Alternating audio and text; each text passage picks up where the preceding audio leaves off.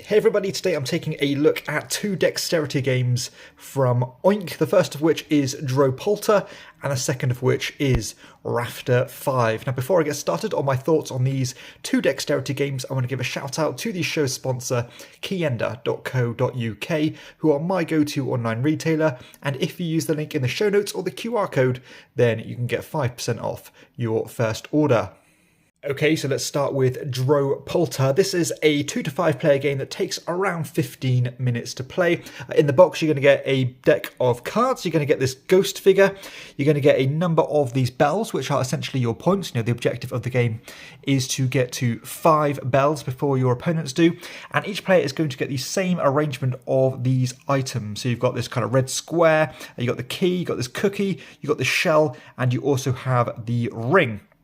Now what you're going to do is that you're going to load these items into the palm of one of your hands. You're going to give them a good mix up. I can't really do a good example here. And keep them in your palm like so. Then somebody is going to reveal the top card from this deck like this. And then every player is going to try and arrange or race to drop these specific items. So in this example, I could go like this. And as soon as you've dropped the correct items, you're going to reach for the ghost, grab it. And if you're the first player to grab the ghost, then you will get a bell. Now that's essentially how the game works. But the twist on this one is that with each new round, if you have already gained bells, those bells will go into your hand and stay in your hand. And of course, those are your points ready for the next round.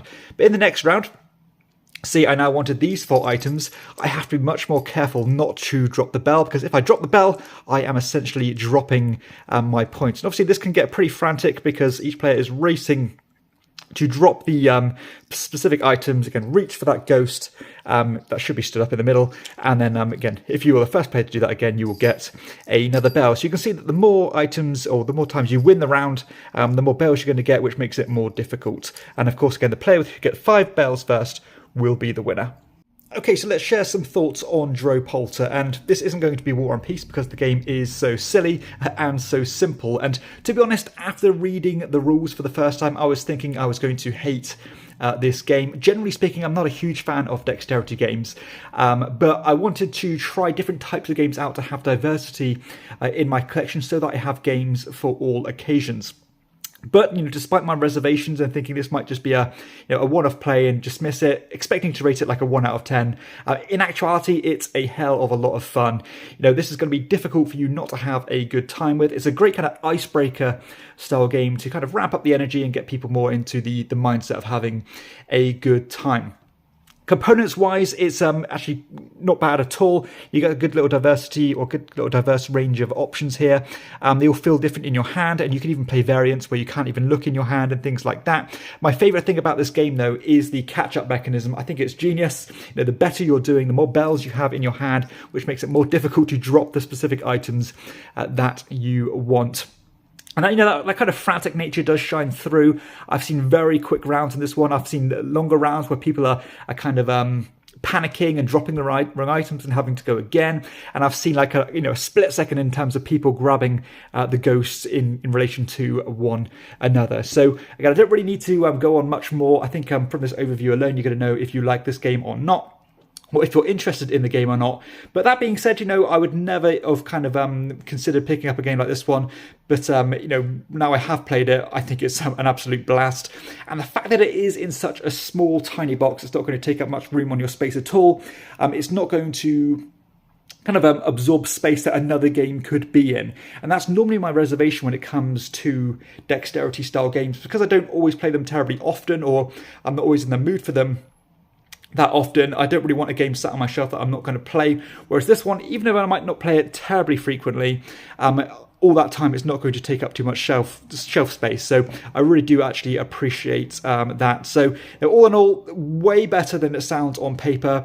Tons of laugh out loud moments. And you know, if I'm playing a game with a new group, this is one that's fun to just fun to get out there and waste 10 minutes or 15 minutes and guarantee yourself a good time, really. So that is a DroPolter, you know, way better than I was expecting it to be. Okay, so let's move on to Rafter 5. This is a 1 to 6 player game that takes around 20 minutes to play. Now, I've progressed the game here to show you an example of how the game can look like, or what it can look like after quite a few rounds.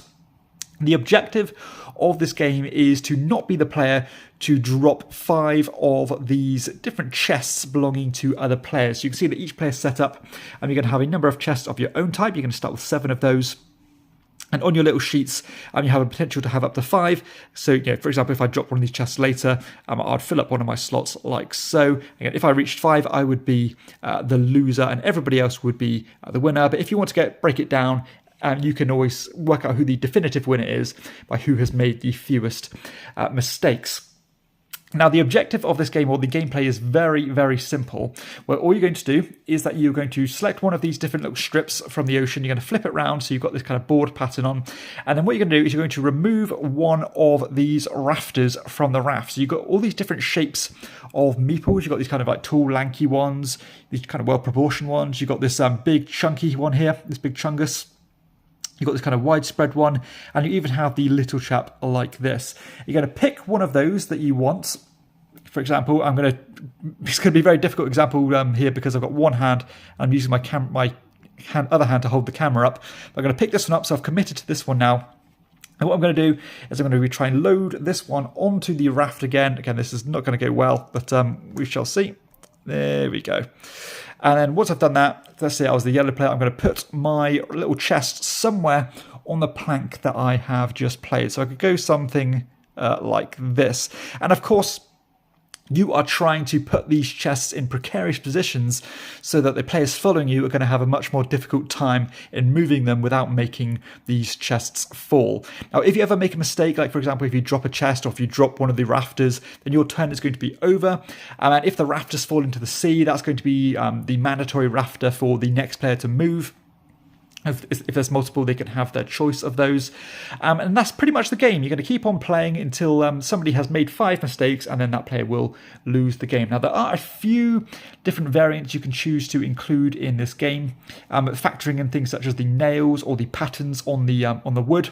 But when I play, I normally just play the base level because I think you have a bigger potential to create the more extravagant looking rafts. And I was quite impressed with how much you can spread from the original structure here. So you can actually see I'm quite a way off the actual base structure, and you can leverage these chests and leverage the meeples quite carefully, and you can make it spread further and further and further. And the different weight distribution is quite interesting because the big guy can take a lot of the weight, but the little guy can take next to none, so he's more kind of adaptable, but he doesn't hold much weight on his own. So it's quite interesting how it's always kind of and that weight distribution is always spreading, and you have to make that perfect decision of, is there enough weight there to hold this down, and can I move this meeple, or is it all going to just fall into the sea, and am I going to lose instantly? So, I generally like balancing things. I like this style of dexterity game more than I like flicking. And, as I said, I wasn't quite sure what to expect because there is quite a lot here in a tiny little box, and I wasn't quite sure if you had the potential to create these big, extravagant structures, which you certainly can do.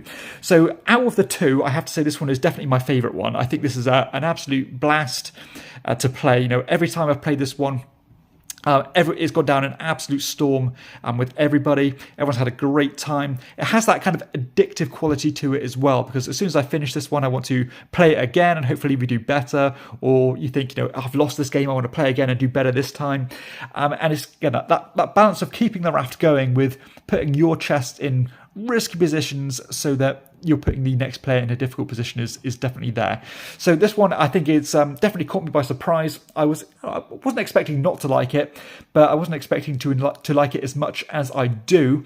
And this one, again, because it is such a small box, this one is going to definitely fit that niche of being my dexterity game. I do have a couple of them in my collection. For example, I have Drop It, which I think the biggest downfall of that game is that it is a bigger box. This one is in such a small box, and again, it's not going to take up much space on my shelf, yet I do get the full dexterity experience here. So I think no matter who you teach this to, whether that be consistent board gamers or gamers who've played a ton of dexterity games, I think they'll enjoy it. But also if you play this game with complete non-gamers or kids or relatives who normally don't play or engage in board gaming, they can definitely get a lot out of this because the rules are so simple, but that dexterity exercise is certainly there. So this one, big surprise for me. Fantastic dexterity game. In fact, it might be my favorite dexterity game that I've played to this date. So this one, do not hesitate at all to give this one a recommendation. So that is Rafter 5. So there we have it, that concludes the video. 2 dexterity games from Oink here, the first of which, DroPolter. Good fun, way better than it should be.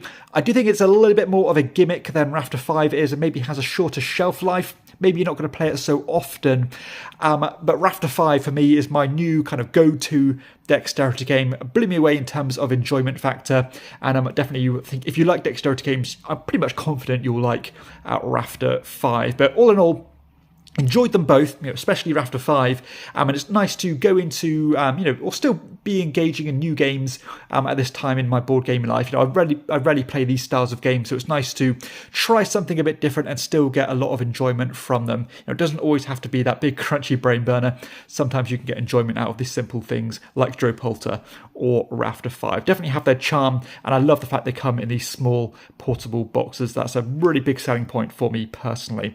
So hopefully you've enjoyed the video. If you have, and please be sure to hit like and subscribe to the channel and check out my other content too. But for everybody else, I'll see you next time on Chairman of the Board. Bye bye.